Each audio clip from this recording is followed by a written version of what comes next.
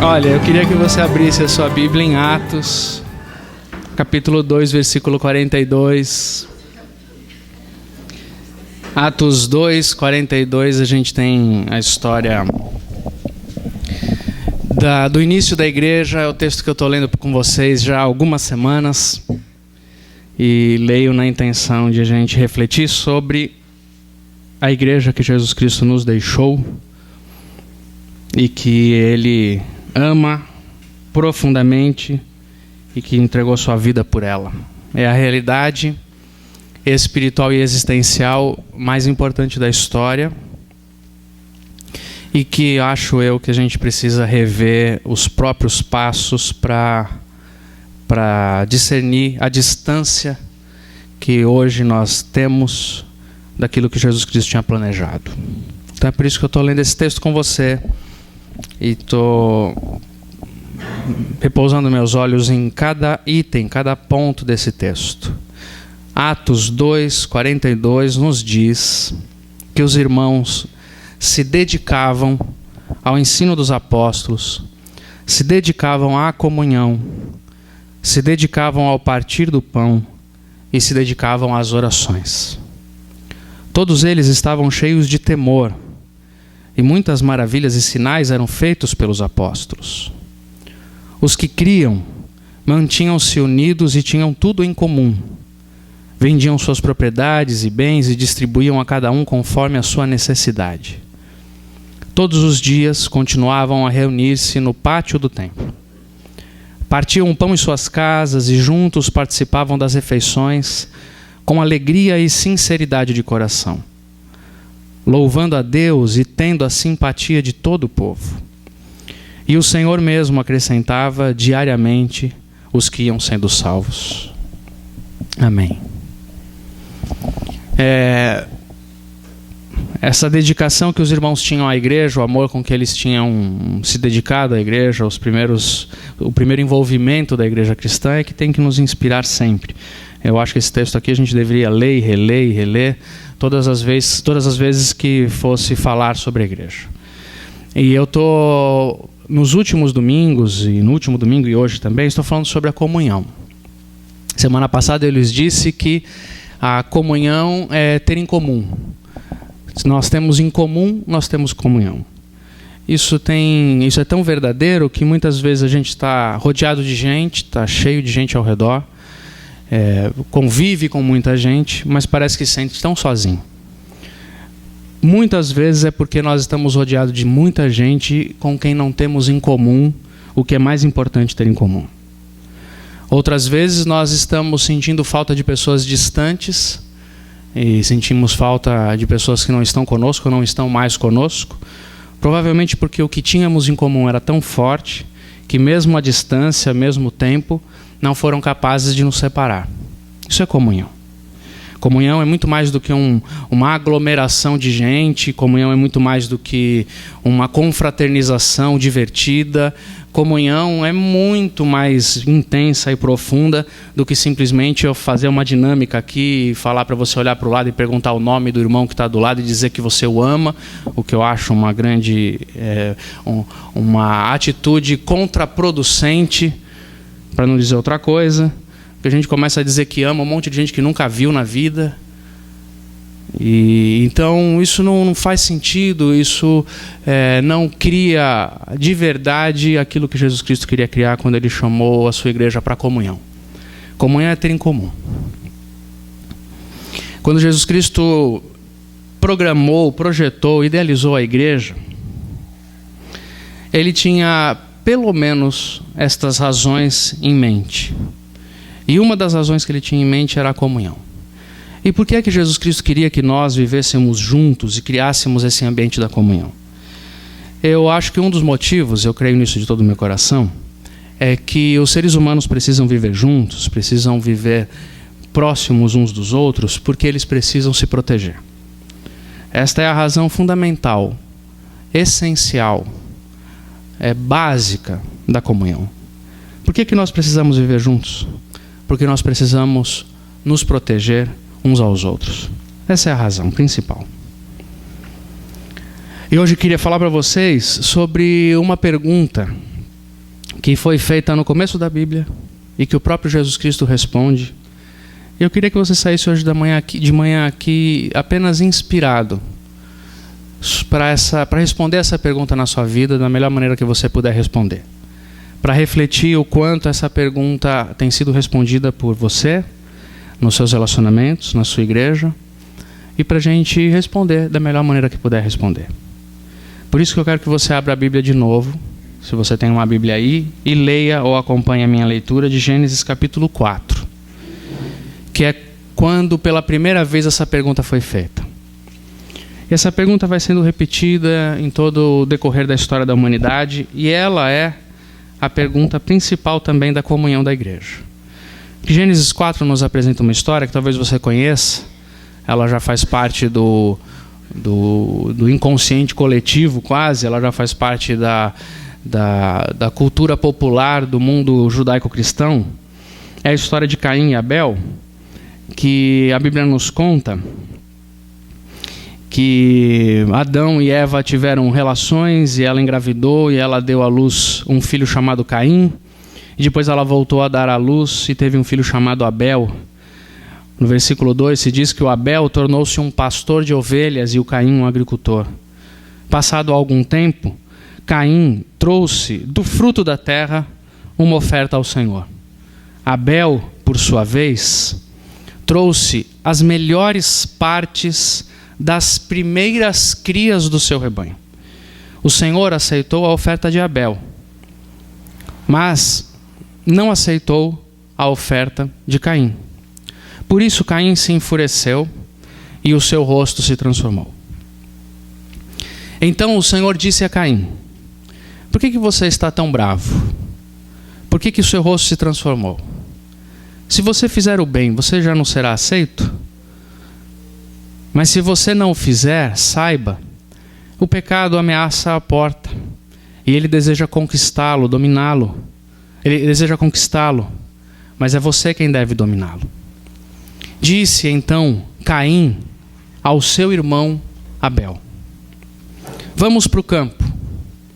E quando eles estavam no campo, Caim atacou o seu irmão Abel e o matou. Então o Senhor perguntou a Caim: onde está o teu irmão Abel? E Caim respondeu: não sei. Por acaso sou eu o responsável pelo meu irmão? Sou eu o tutor do meu irmão? E disse o Senhor: o que foi que você fez? Escute, da terra o sangue do seu irmão está clamando. Agora amaldiçoado é você pela terra, que abriu a boca para receber da sua mão o sangue do seu irmão. Quando você cultivar a terra, esta não lhe dará mais da sua força, e você será um fugitivo errante pelo mundo. E disse Caim então ao Senhor: o meu castigo é maior do que posso suportar. Hoje me expulsas desta terra, e terei que me esconder da tua face, e serei um fugitivo errante pelo mundo, e qualquer que me encontrar me matará. Então o Senhor respondeu: não será assim. Se alguém matar Caim, sofrerá 7 vezes a vingança. E o Senhor colocou em Caim um sinal, para que ninguém que viesse a encontrá-lo o matasse. Então Caim afastou-se da presença do Senhor e foi viver na terra de Nod, a leste do Éden.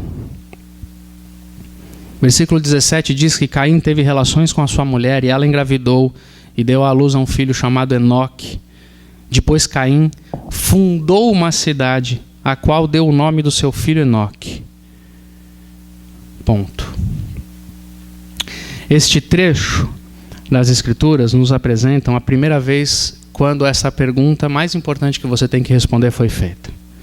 Você leu aqui nesse texto comigo essa história em que um irmão faz um sacrifício e oferece a Deus de coração o melhor que ele tinha, e o outro oferece a Deus qualquer coisa que está pela frente. Um oferece o melhor do seu rebanho e o outro oferece qualquer resultado do trabalho do campo. É como se um tivesse se dedicado a Deus de coração e o outro tivesse feito qualquer coisa para Deus sem muita intenção, sem a intenção correta. E a intenção deles dá para ver muito bem logo depois. O Caim está sempre preocupado em competir com o seu irmão Abel, e por isso ele fica medindo o seu sacrifício a Deus pelo sacrifício do próprio Abel.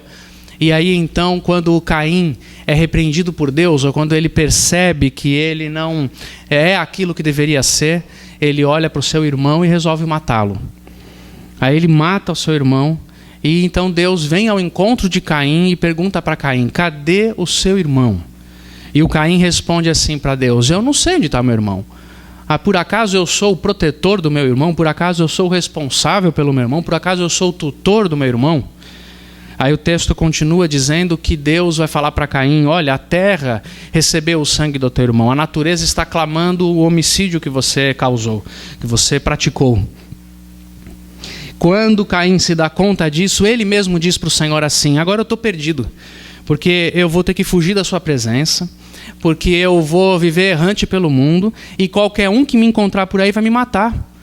Aí Deus diz: não, por minha misericórdia vou lhe dar um sinal e você não será morto de modo banal. Eu vou te proteger ainda assim. Ainda com esta promessa de Deus, o Caim, se sentindo pesaroso e entendendo a consequência do que ele fez, saiu da presença do Senhor, foi viver numa terra distante, construiu uma cidade e deu à cidade o nome do primeiro filho que ele teve. Esse é o cenário que você leu comigo aqui. Essa é a história. E quando eu leio essa história, sempre chama a minha atenção o fato de que Deus desce, vem ao encontro de Caim e pergunta para ele: Caim, onde está o teu irmão? E a resposta que o Caim deu para Deus foi: não sei. E ele sabe onde está o irmão, bem morto. Pior ainda, ele fala: por acaso sou eu o protetor do meu irmão? Uma pergunta que o Caim joga para Deus. Deus pergunta: onde está o teu irmão? E o Caim responde perguntando: por acaso sou eu o protetor do meu irmão? E eu tenho para mim que Deus respondeu, e a resposta de Deus sempre vai ser a mesma. Sim, é você o responsável pelo teu irmão. Sim. Eu dei um ao outro para se protegerem. Sim. Você matou ao invés de proteger. Sim. Você é o protetor do seu irmão.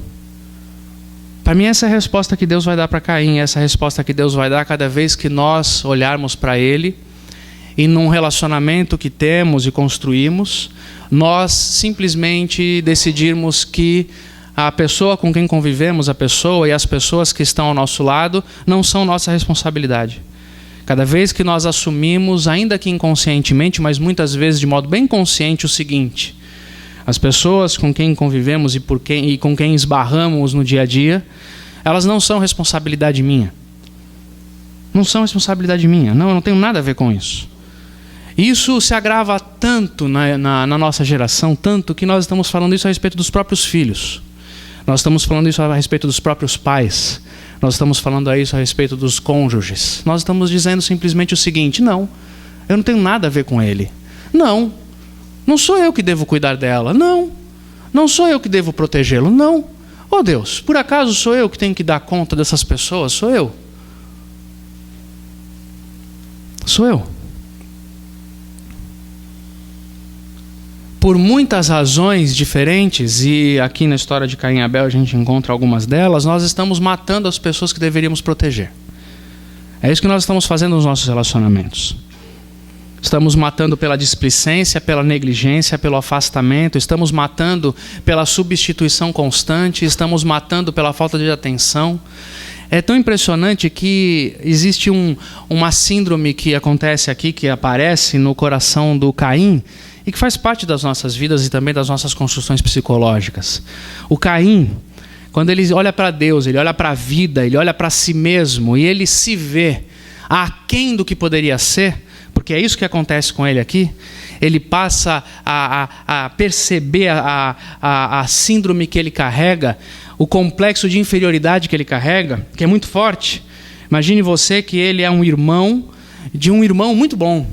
Ele olha para o Abel e vê: o Abel se destaca. Até Deus aceita o Abel. Tudo dá certo com o Abel. Olha o que acontece com esse cara. Então o coração dele se enche de inveja, se enche de competição, se enche de comparação. Ele olha para o Abel e fala: o Abel está se dando bem, eu não. E aí, quando ele percebe esse tipo de coisa, o coração dele vai começando a se encher dessas coisas, ele permite que o coração dele se encha disso, e ele passa então a competir contra o Abel. Tanto que ele, por competir com Abel, se relaciona com Deus nesse mesmo nível. Enquanto Abel oferece do melhor que tem, porque ama ao Senhor, provavelmente o Caim oferece daquilo que vai encontrando simplesmente porque só quer ganhar do irmão. E passa a vida nessa relação de competição.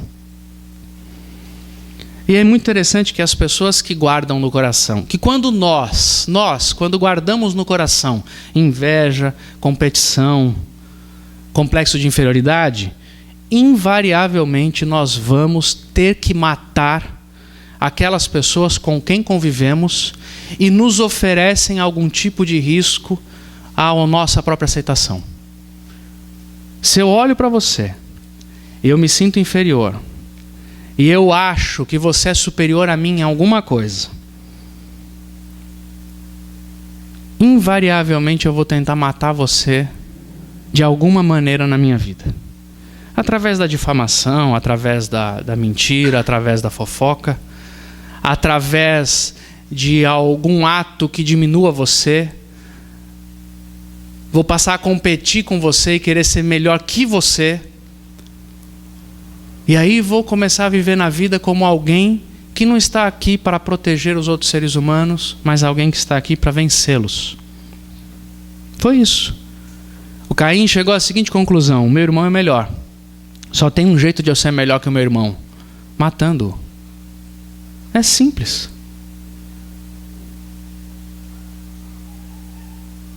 É simples.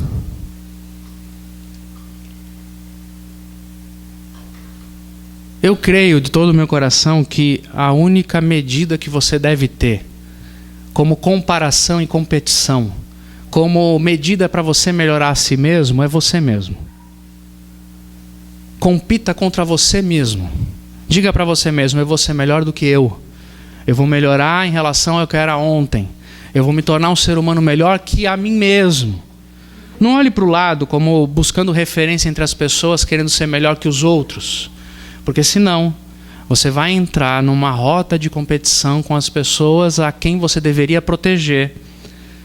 E aí você vai estabelecer uma relação de competição que precisa dar fim ao outro para que você se sobressaia. Foi só isso que aconteceu com Caim.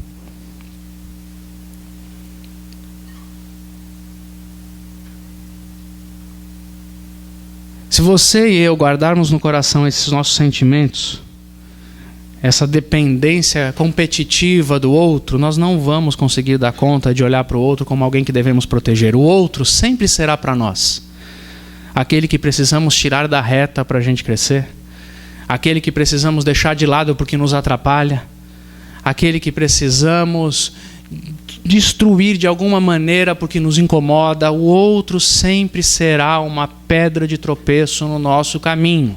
Sempre.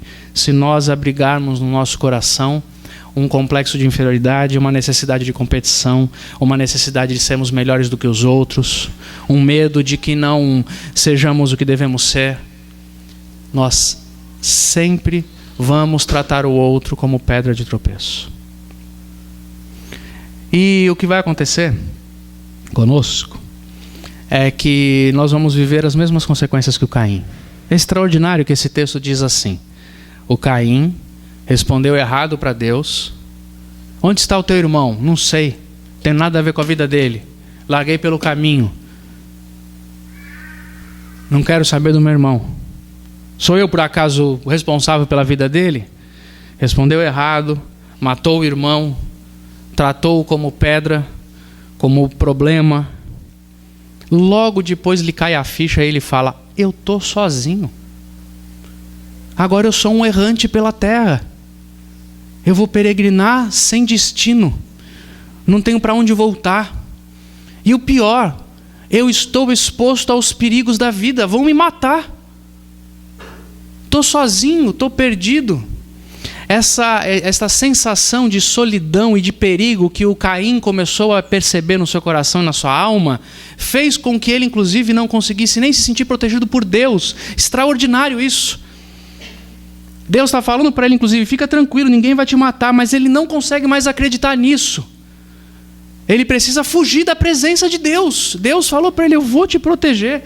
Minha misericórdia é maior do que o seu pecado. Eu não acredito.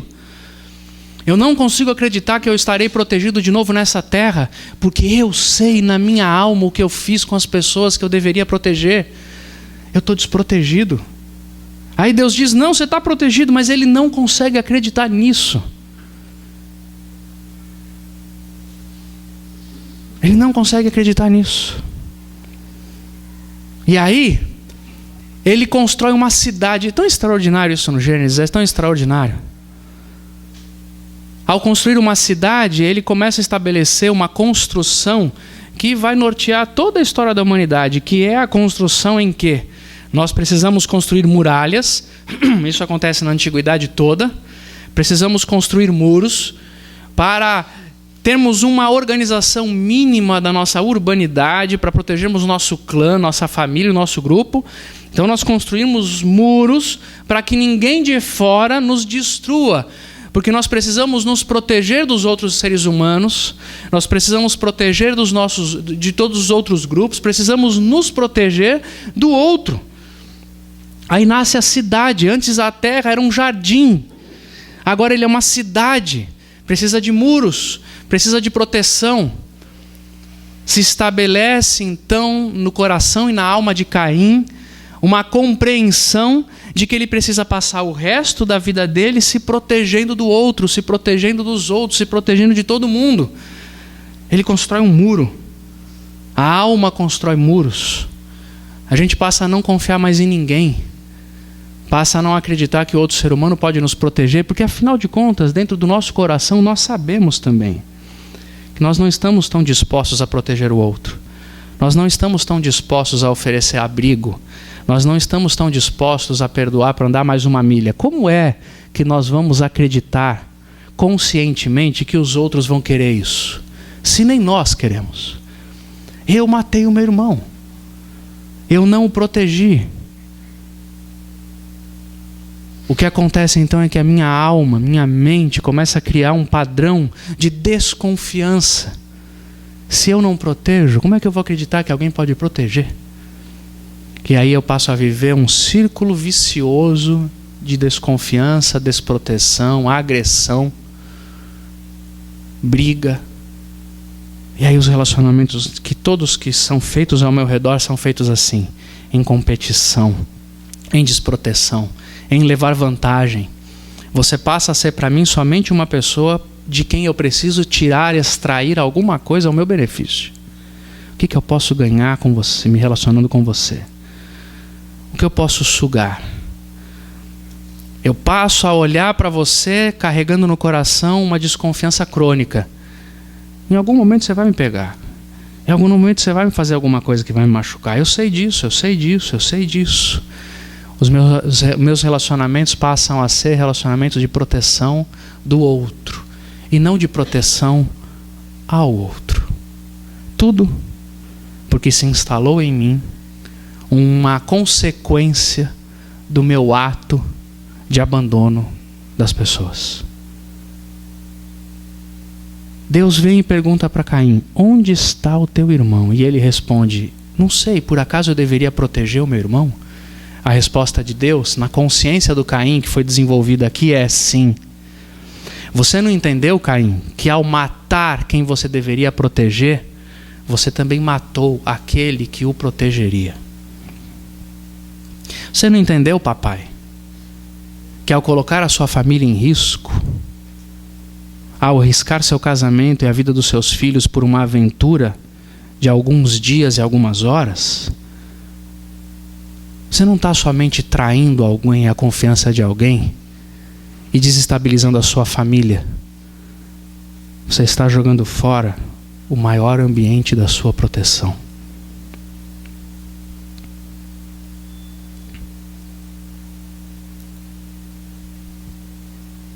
Onde estão os seus filhos? Onde está a sua esposa? Onde está o seu esposo? Onde estão os seus amigos? Onde está a sua igreja?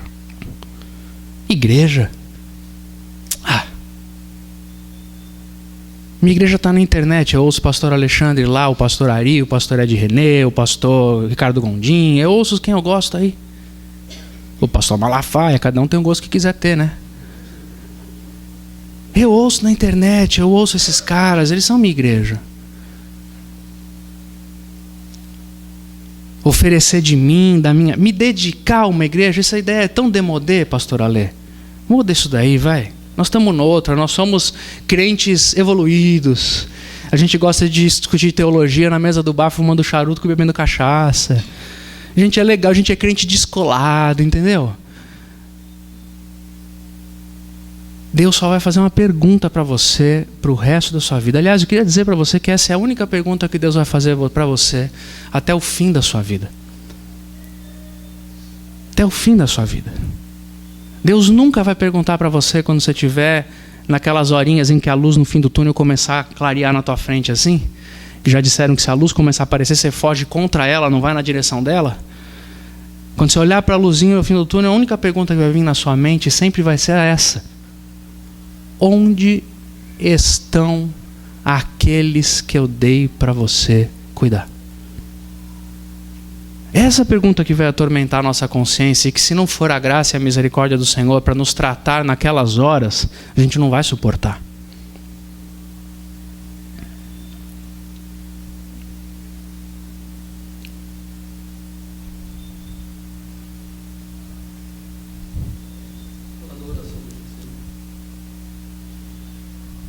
Uhum.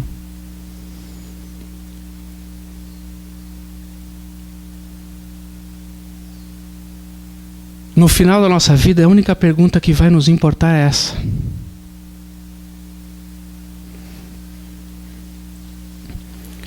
João capítulo 17, que é a oração que o Arlindo está pedindo para eu lembrar, é quando Jesus responde a essa pergunta. Se você tiver uma Bíblia, abra lá. E eu quero mostrar para você que até Jesus teve que responder essa pergunta para o Pai. João capítulo 17, Jesus Cristo está fazendo uma oração a Deus antes de ele ser entregue para ser morto.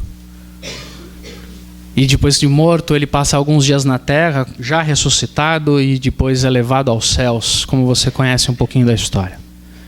Então é como se nessa oração ele estivesse fazendo um fechamento da sua vida. Jesus está olhando a luzinha no fim do túnel aqui. As próximas horas dele são de agonia por causa da morte. Aí em João 17 ele está orando e dizendo: Pai, chegou a minha hora, me glorifica como eu te glorifiquei. Ele está desenvolvendo essa oração e falando: eu oro por essas pessoas e oro por eles e tal. Aí no versículo 6 ele fala: eu revelei o teu nome àqueles que o Senhor me deu. Eles são teus, mas o Senhor me deu, e eles têm obedecido a sua palavra. Eles sabem quem eu sou. Eu rogo por eles, peço por eles. Aí no versículo 11 ele vai começando a falar assim: eu não ficarei mais aqui no mundo, mas eles ficarão. Eu vou para ti. Pai, peço que o Senhor os proteja em teu nome, no nome que me deste, para que eles sejam um, assim como nós somos um. Versículo 12.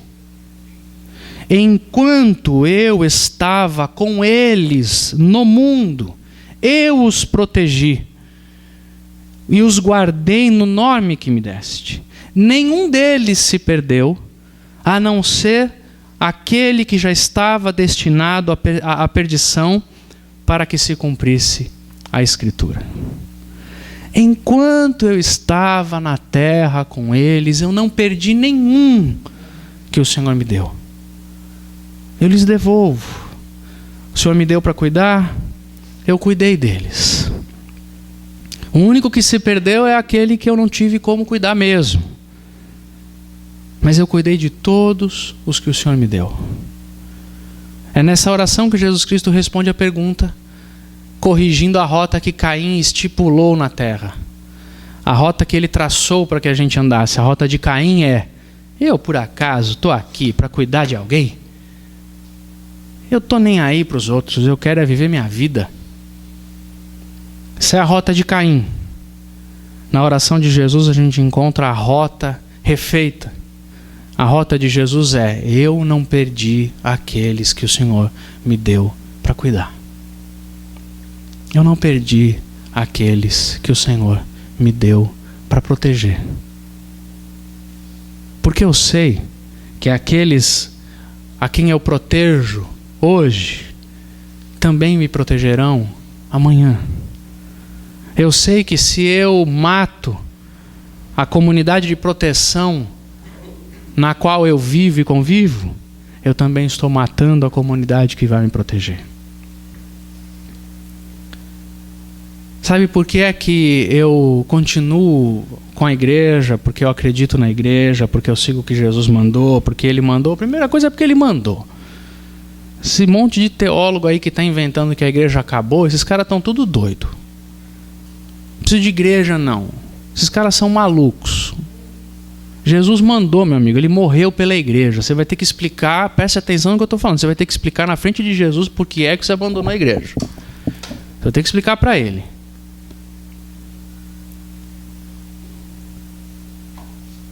O que é a igreja para mim? A igreja é a minha comunidade de proteção. A igreja é a comunidade de pessoas que eu cuido e que cuidam de mim. É só isso. É tudo isso. Eu quero que a minha igreja seja a comunidade que proteja o meu filho. Quero que ele seja protegido, cuidado por essa comunidade.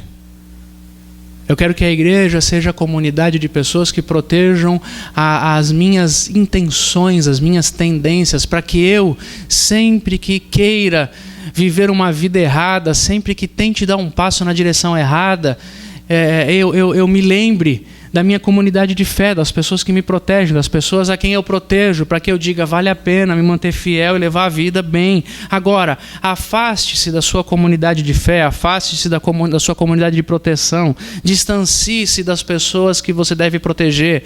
O que vai acontecer com você é que você pensará que você é sozinho no mundo e que você pode fazer o que você quiser na sua vida e que ninguém tem nada a ver com isso. Tem sim, tem sim. Nós precisaríamos tomar muito mais cuidado a respeito de nossas decisões muito práticas na vida. Onde eu vou morar, para onde eu vou, que emprego eu aceito. A gente deveria sim voltar a considerar o fato de que tem família, de que tem filho, de que tem amigos, de que tem igreja, de que tem cidade, de que tem história. Por que é que você não vai aceitar aquela promoção que manda você para o outro lado do mundo? Porque se eu aceitar essa promoção, há uma chance muito grande de minha família ficar desprotegida. E eu quero que se lasque a minha conta bancária. O que me importa é a minha família. A gente deveria, sim, voltar a considerar essas coisas. Por que é que eu não vou ocupar o meu tempo dessa maneira tão distraída e inconsequente? Porque se eu fizer isso, eu vou me distanciar da minha comunidade de fé. E no dia que o bicho pegar, eu vou estar sozinho e desamparado. Eu não vou abandonar a minha comunidade de fé porque eles precisam de mim. Hoje eu posso lhes oferecer da minha capacidade, da minha competência, do meu dinheiro, das minhas condições, do meu afeto, do meu abrigo. A minha casa está em paz. Eu quero atrair pessoas da minha comunidade de fé para experimentar a paz na minha casa, porque eu sei que no dia que a minha casa cair, eu vou precisar dos meus irmãos de fé para me apoiarem. Agora arrisque-se a viver sozinho e a matar os seus relacionamentos e a não se comprometer com pessoas, e a não se comprometer com coisas, não se comprometer com causas. Arrisque-se, decida-se por viver uma vida sem ninguém, sem lenço e sem documento, sem história, sem nada na sua vida. Arrisque-se a fazer isso, arrisque-se a fazer o que te dá na telha, arrisque-se a tomar decisões esquecendo todo mundo ao seu redor, arrisque-se a fazer isso para você ver onde é que você vai parar. O que vai lhe sobrar é uma síndrome de Caim, de proteção, de preservação dos outros, e não aos outros, e não com os outros. Os irmãos da igreja de Atos dedicavam-se à comunhão que protege, à comunidade da proteção mútua. às suas pessoas, às pessoas que Deus lhes dava. As pessoas não eram descartáveis. O mundo não é assim.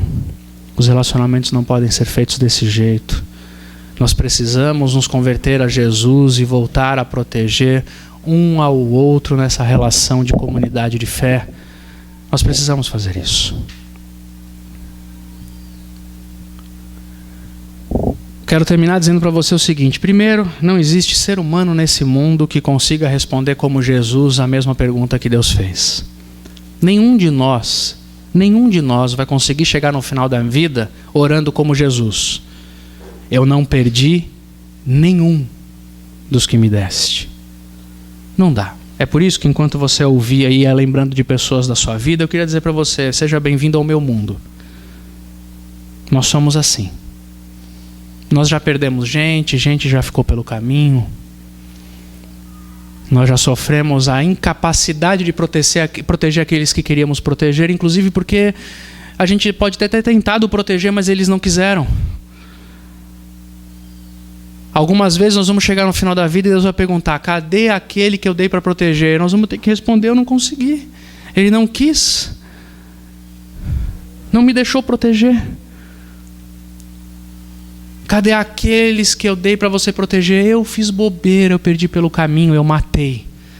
Eu abri mão, eu desisti. Nenhum de nós vai conseguir chegar no final da vida dizendo como Jesus disse, eu não perdi nenhum dos que o Senhor me deu. Nós não vamos conseguir fazer isso.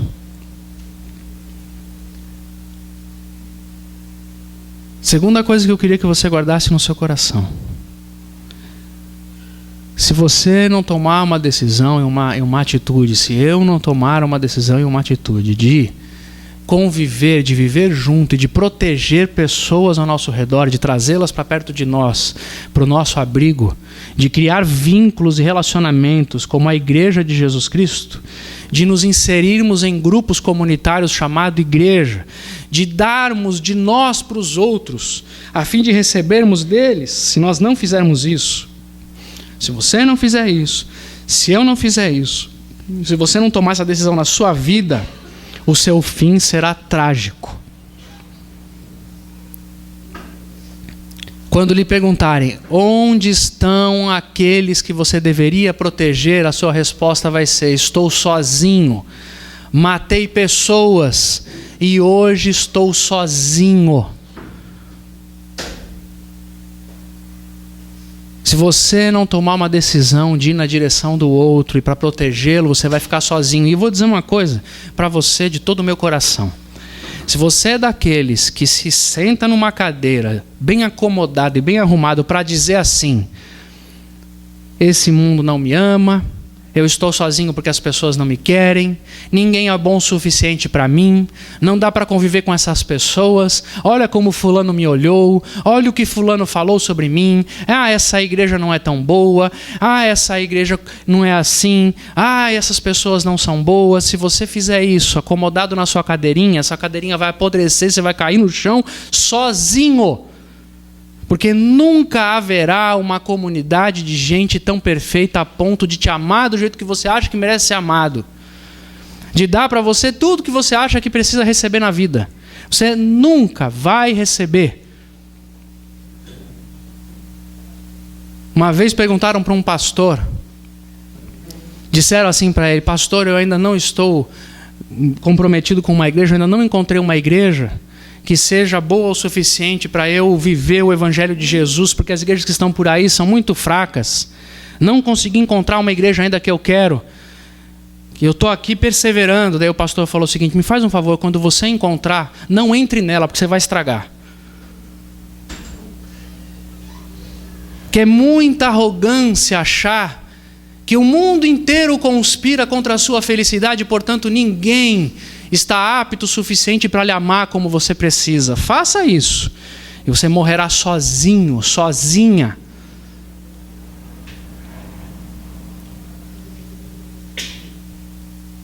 Dispense pessoas, maltrate pessoas, jogue-as, lance-as pelo caminho. E você vai se sentir completamente desprotegido e desabrigado nesta terra, errante pelo seu caminho. Não faça isso, é óbvio. Se é verdade que eu nunca vou conseguir responder completamente essa pergunta como Jesus respondeu, também é verdade que eu preciso passar o resto da minha vida tentando respondê-la. Porque a pergunta nunca vai mudar. A pergunta será sempre a mesma. Onde estão aqueles a quem você deveria proteger? Onde estão aqueles a quem você deveria proteger? E eu queria orar essa manhã deixando essa pergunta e dizendo para você que é isso que Jesus quer de nós. Os irmãos se dedicavam à proteção mútua. O que é a igreja? A igreja é um ambiente onde protegemos e somos protegidos. É só isso. E eu creio de todo o meu coração que só será possível viver igreja até Jesus voltar quando este ambiente estiver no nosso coração. A igreja não é um auditório, a igreja não é uma programação, a igreja não é uma liturgia, a igreja não é um balcão de serviço religioso. A igreja é uma comunidade de proteção, de preservação dos homens.